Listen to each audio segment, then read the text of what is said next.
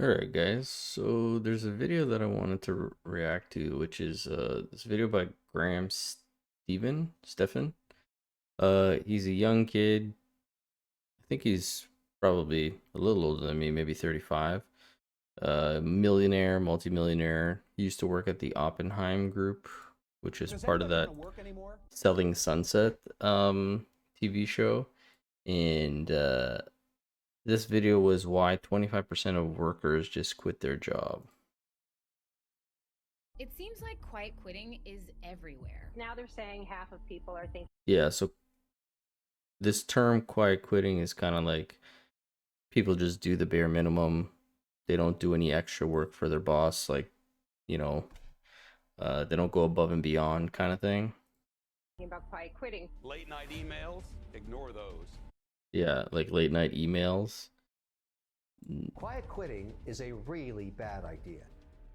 What's up, guys? It's Graham here. So first we had the Great Resignation, where 40% of employees voluntarily left their jobs. Then we have the Great Regret, where 72% of those workers felt misled about their new roles. Yeah, so a lot of these people, when they quit, I think this was around COVID time when it was like kind of getting to its peak. A lot of people were seeing like businesses get desperate. They really wanted to hire as many people as they could, so they were giving better raises, better wages, and people that were in their current job were like, well, why should I stay here if that guy wants me? So they would leave, but then a lot of them realized that it wasn't as great as they thought it would be, or they left because like their current job wasn't a work from home situation, and a lot of them wanted to do that. So And now we have a topic that's beginning to gain a lot of popularity: quiet quitting. This is a movement where employees are pushing back against the idea of going above and beyond, taking on extra work, and participating in the hustle culture of doing anything more than the bare minimum. And it's already having some serious implications throughout our economy. For example, US productivity just posted its biggest annual drop ever. 1 in 4 workers have already quietly quit, and the term is only getting more popular with TikToks, articles, and blogs racking up millions and millions of views. So let's yeah, I think social media doesn't help it. It just kind of sets more fire to the flame, or like fuel to the fire. And then everybody jumps on the bandwagon. They're like, yeah, let's quietly quit. That's a great idea. talk about exactly what's going on, the reason so many people are quietly quitting their jobs, why this is a serious concern, with the search term layoffs having just recently increased in popularity, and then most importantly, what you could do about this to make you money. Although before we start, it would mean a lot to me if you quietly smash that like button for the YouTube algorithm and subscribed if you haven't done that already. Doing that helps out tremendously, and as a thank you, I will do my best to respond to as many comments as I can. So thank you guys so much, and also big thank you to Public.com for sponsoring this video, but more on that later. Alright, so to start, even though the term quiet quitting has existed for well over a decade, its recent trajectory is all thanks to a viral TikTok, which... I mean, yeah, the idea that you don't want to go above and beyond isn't a new thing. You know, you always have that worker who's looks like they're not really sucking up, but kind of brown nosing it, and then sometimes they don't really get the recognition, or they don't get any further than you do. Say if you're one of those people that does a lot less. There's actually a show on Amazon Prime that I was just watching called The Outlaws. Not going to go too much into it, but all these people are sentenced to community service due to crimes they've committed. And this one girl who's like a goody two shoes, or like a really straight A student, day one, she's just like picking up as much trash as fast as she can, and like just trying to go. And this other guy, he just says, yo, chill, take it easy. Like, no matter how fast you do this, it's not going to reduce the time that you have to spend here. They're not going to look at like, oh, she picked up this much more trash than these guys. We're going to knock off a few hours. Like, you have to do what you have to do. So summarize that even though you're not outright quitting your job, you're quitting the idea of going above and beyond. You're still performing your duties, but you're no longer subscribing to the hustle culture mentality that work has to be your life, and that your worth is not defined by your productive output. From that... That's true. Work is not, like, you can't make work your whole entire life, but at the same time, you have to put in effort into what you're doing, and so you're gonna get back what you put in, right? So if you're hardly doing anything at work, you're not going to really be getting much out of that. And then your boss is going to realize that you're not really putting much into work. And then your boss could be like, well, why am I going to pick you over somebody else when I can clearly see like this person puts in work and you don't, you know? Point on, the concept of quiet quitting and doing exactly as expected has taken on a life of its own, and also garnering a lot of criticism from employers who feel like their workers are no longer engaged and employees who feel like they're overworked. So if your coworkers are quiet quitting, here's what that means. Some Gen Z professionals are saying not to hustle culture. I'm not going the extra.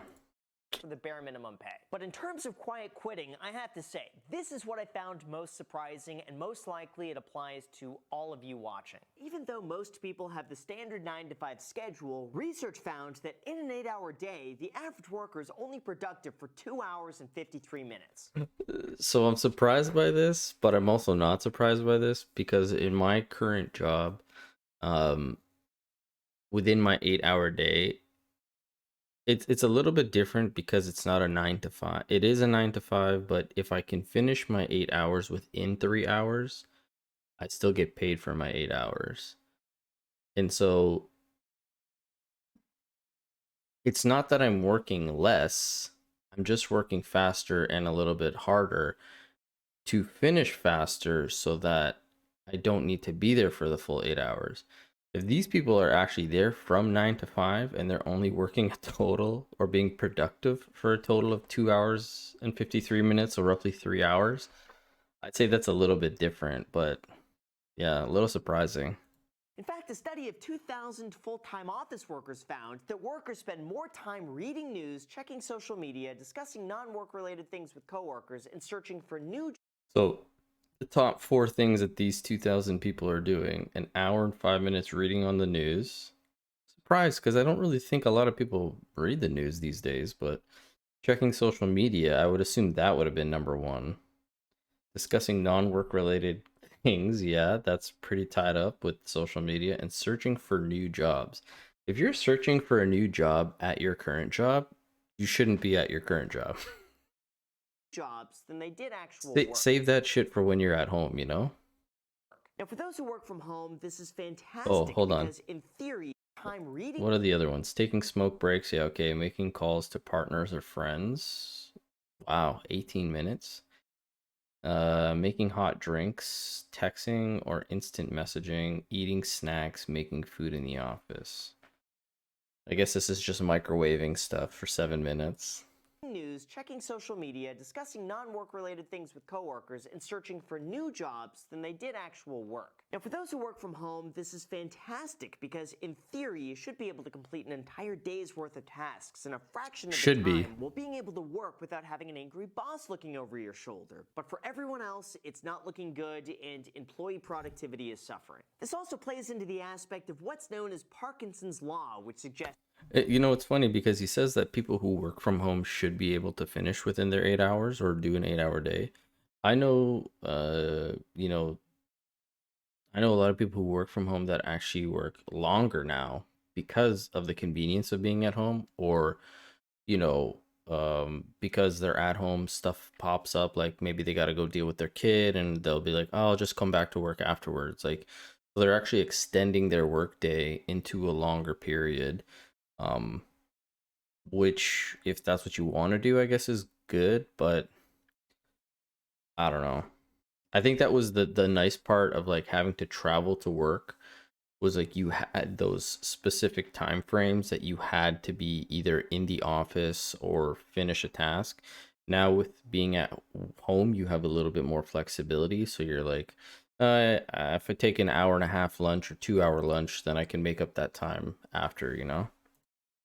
That your work expands so as to fill the time available for. So what was this? Parkinson's Law? Employee productivity is suffering. This also plays into the aspect of what's known as Parkinson's Law, which suggests that your work expands so as to fill the time available for its completion. Or more simply put, the longer you have to get something done, the longer you will take to complete it. That's why in my I mean, that's very true.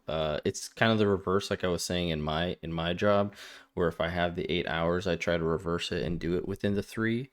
But that was a big thing, say in school, like if they gave you a project and you had, 2 months to do it, you're gonna wait till like the week before or the week of to do it, versus if you have a project due that week, you probably do it within the first 2 days of getting the assignment. So that makes sense.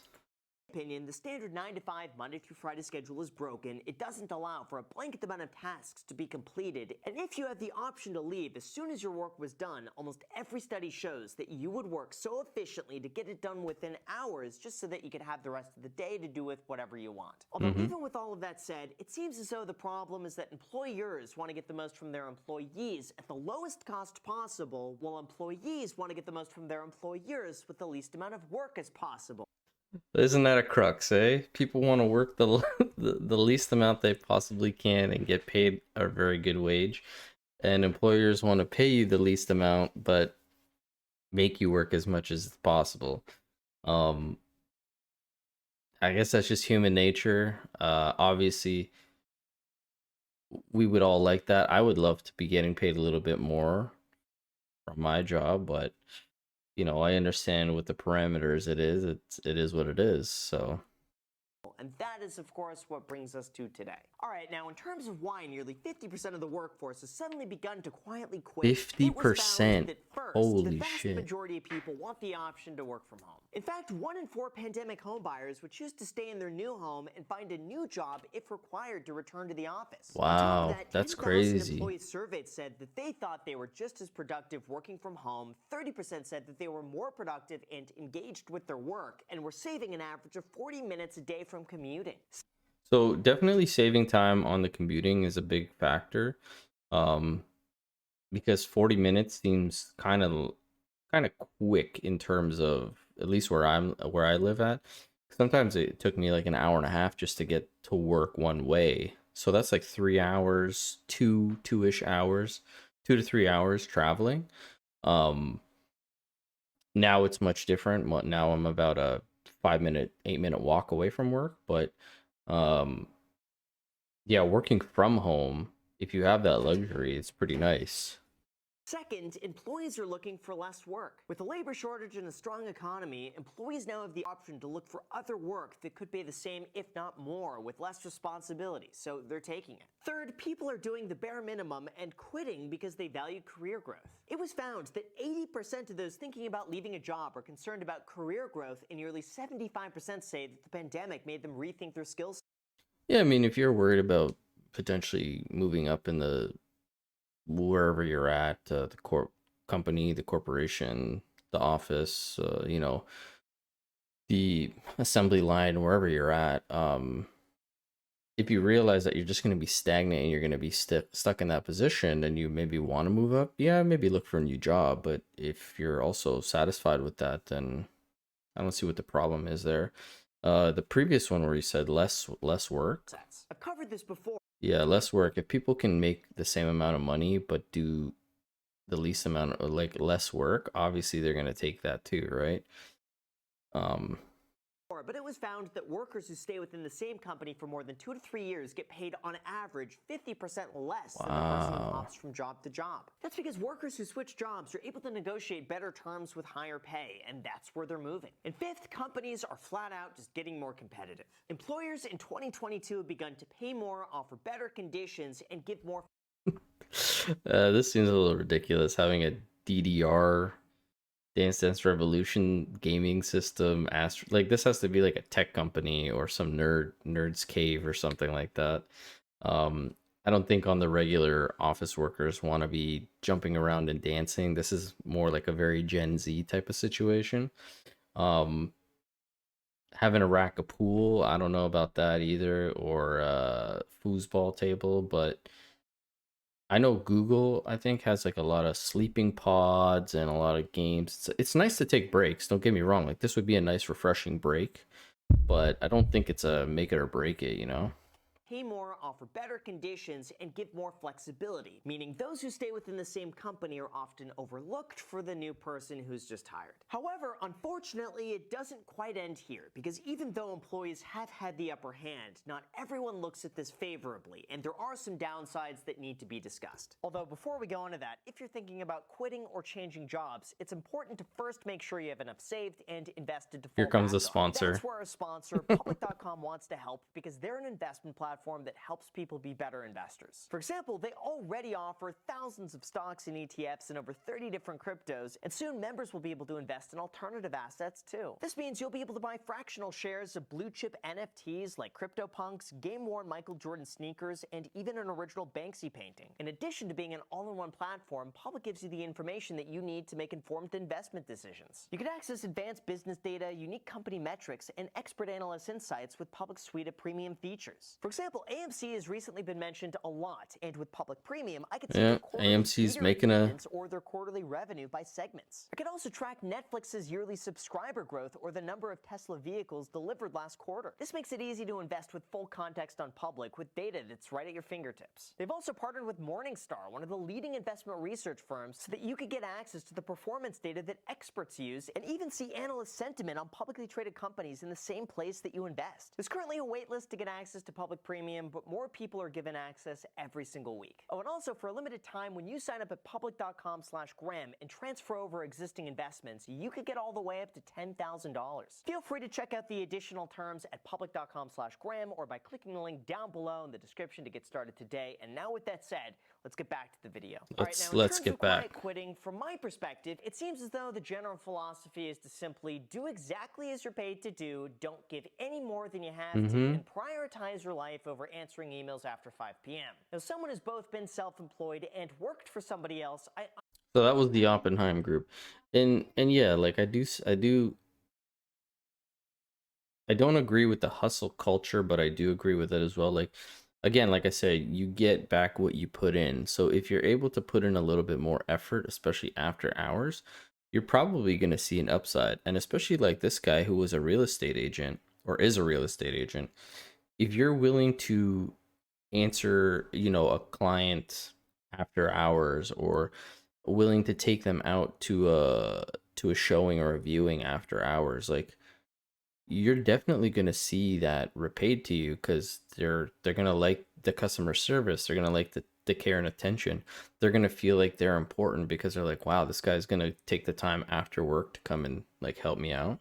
understand the appeal of being able to clock out and then be done for the day. After all, there's the saying that you should act your wage or only do what's expected for the salary that you're given. And from the way I see it, it's perfectly acceptable and you shouldn't be criticized if you're doing your job and doing it well. However, the reality is acting your wage will come at the cost that most likely you'll have a harder time getting a promotion, getting new opportunities, or even keeping your job if that's something that you value. In fact, even from my own experience, anytime you meet somebody's expectations, it's almost as though you're a ghost, and all of your work goes unrecognized since there's an equal trade of value. Yeah, because you're doing what you're expected to do, so they're gonna be like, okay, well, he's doing his job. Like, they're not gonna see you as more valuable or like you did anything extra. Just consider it like going into a cookie shop and buying an average cookie for $1. You get exactly what's expected, and they get exactly what they're worth. But imagine if that cookie shop also implemented incredible customer service, a welcoming atmosphere, a rewards program, and a little bonus for being a customer. All of a sudden, you're way more likely to talk about them and come back as a repeat customer because they exceeded your expectations. In a way, from my perspective, the exact same thing also applies to you and your work. If you're the type who wants recognition, who wants to grow within their career, and wants to make more money, it's often better to do a little bit more than expected, and by doing so, you'll make a lasting impact and stand out over the competition. In addition to that, it also serves as a safety net in the event we see a severe recession. So that's very much true. Like I was saying, you get back what you put in. My work, however, there's a lot of guys that do overtime and do kind of go above and beyond. But unless you actually apply for, say, a supervisor position or a managerial position, there's no actual way to grow within my company. And I learned this the hard way because when I first started, I was like a relief, and every job that they would give me or something to do, I would do it quick, and then I would get back to the station, and they would be like, "Wow, you're back already? You're done already?" And I'd be like, "Yeah." And they'd be like, "Okay, here's a little bit more." And then they would send me back out, and then I would come back, and they'd be like, "Oh my God, you're back again?" Then they would give me more. And then I started realizing, like, why am I, like, what am I doing here? And a lot of the older guys said the same thing. They're like, don't don't slack off, but if you show them that you're willing to do X amount of work, or that you can do X amount of work in X amount of time, they will take advantage of you. And that was just particular to my job. So, after that, I kind of did a little bit less, still worked my 8 hours. But say I only came back maybe once or twice, and then they would send me out, you know.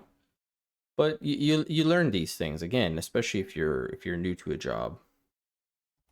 And with mass layoffs, because like it or not, throughout recessions, we tend to see a complete contraction across the entire economy, including job losses. I would take this extremely seriously, because even though it's easy to quietly quit while unemployment is at an all-time low, since 1955, the unemployment rate has never held below 3.5% for more than a year. So even though quiet quitting could give you a better work-life balance Currently, temporarily, yeah. it also comes at the cost of probably being the first to get cut in the event of a downsize, especially when 74% of your colleagues are still doing more than what's expected. At the same time, though, not everything is the responsibility of the employee, and employers also have to be held True. accountable to make sure their employees are treated fairly, True. compensated appropriately, and make sure their work is appreciated. Now, that doesn't mean that everyone gets a participation trophy because they showed up on time, but it does mean that they're given a fair environment to find their own motivation with encouragement to work more efficiently, not less. Sure, some companies are probably flat-out soul-sucking enterprises with the only goal of extracting as much value as humanly possible within reach without any possibility Yeah, there's a lot of worthwhile corporations like advancement, that. while Bob from accounting spends every unpaid weekend at the cubicle. But I would like to think that most places recognize hard work, and by taking the initiative to do more than expected, you're more likely to be rewarded.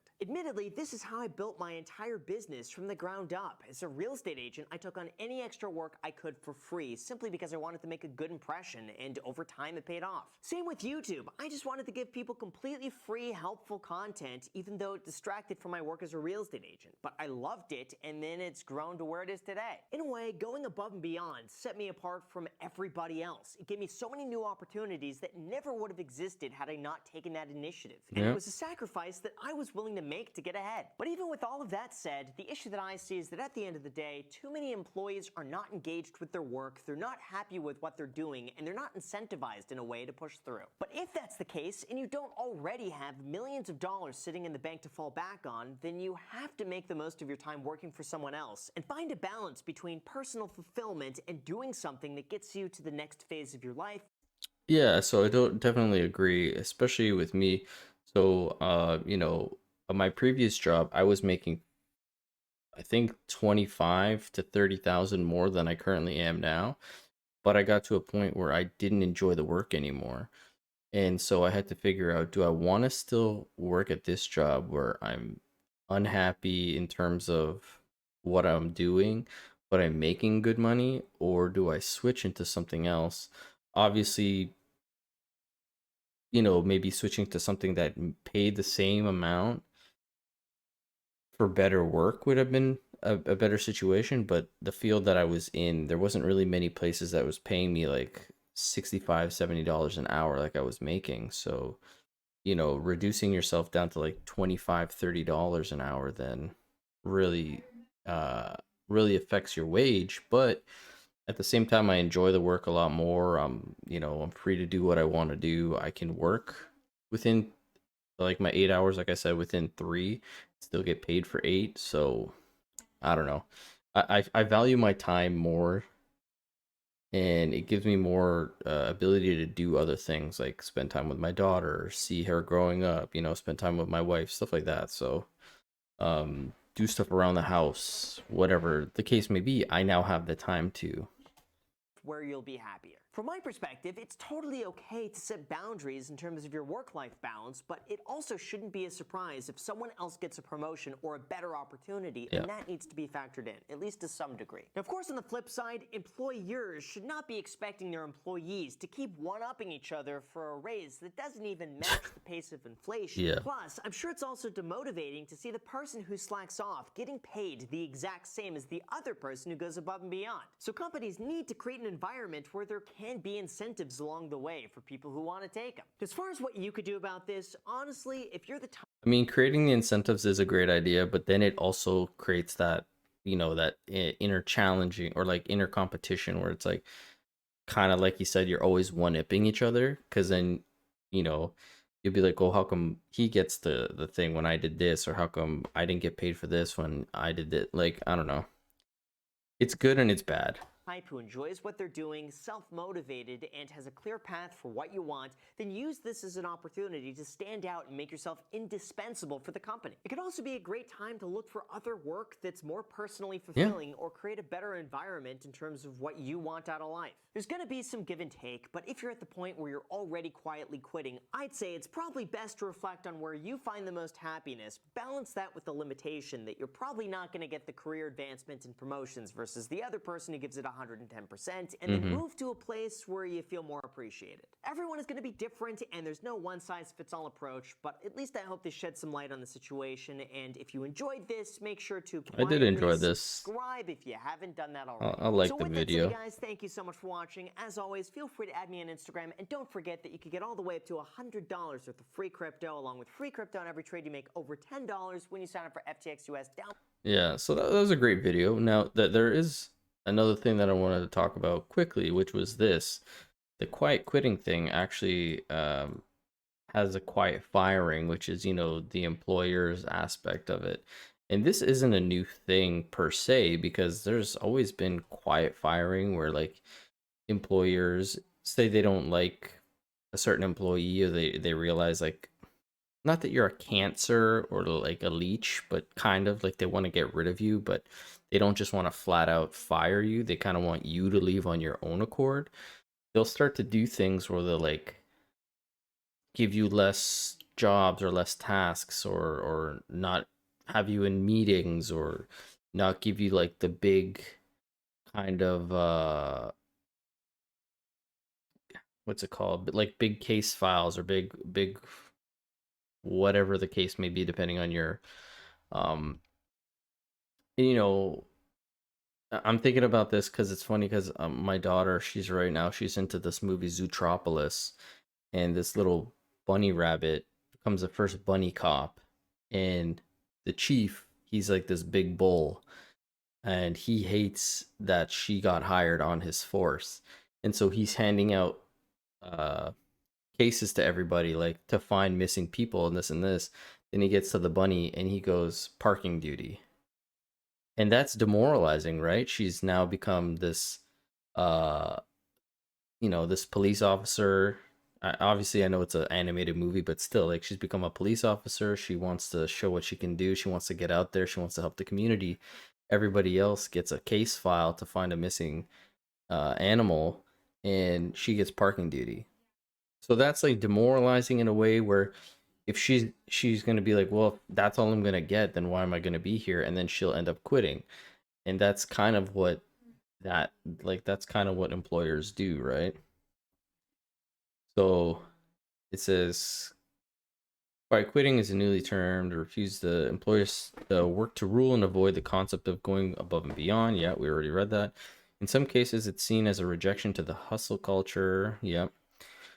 Boundaries between work and personal lives. Yeah, that's fire. Quiet firing, meanwhile, is when managers intentionally distance their employees from opportunities to further their career. For example, by obstructing them from participating in special projects or hindering their chances for a promotion or a raise. Yeah, quiet firing employees might be viewed as a response to quiet quitting. Employees quiet quitting their jobs, while employees might quiet quit as a result of suspecting their boss to trying to quiet fire them. These actions serve as an endless, tiring, and unproductive feedback loop. So, you know, people are like, oh, well, my boss doesn't give me any of these opportunities, so then I'm just gonna do the bare minimum. And the boss sees that they're doing the bare minimum. They're like, well, they're doing the bare minimum. Why would I give them an opportunity to do this? And so it just becomes a secular issue. Um, but yeah, if you guys can check out that video from Graham, give him a subscription. I'll subscribe to him. I like his content. But yeah, that's all for today. Thanks for tuning in, guys.